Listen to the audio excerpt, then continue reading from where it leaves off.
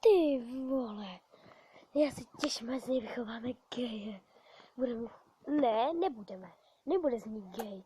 Souhlasím, gej je debilní. Růžové věci mám ráda, ale gej z něj nebudeme vychovávat, aby to jenom bylo jasné. To je ten chlap po transplantaci. Ty vole. Jo, a tohle je ten vojetej chlap po transplantaci. Znala se s ní ženská. Děláš si prdel, 2 mimina? No tak to si zaslouží hard party. A klobouky, frkačka, všechno takový, prostě hard party, chápeš, kámo?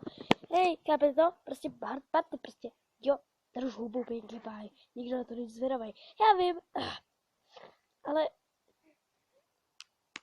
tak budu potichu, ale i tak hard party! Woohoo!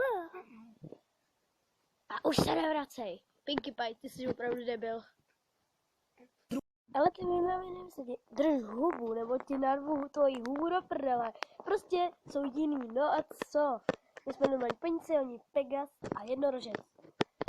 Jo, a ten Pegas, až bude umět lítat, tak bude mít nový torpédo, jak jsem si včera od Twilight těch 1000 korun.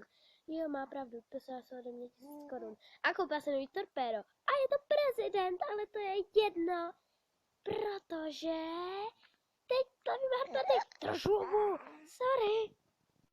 GBAČK uvádí přátelství je násilné.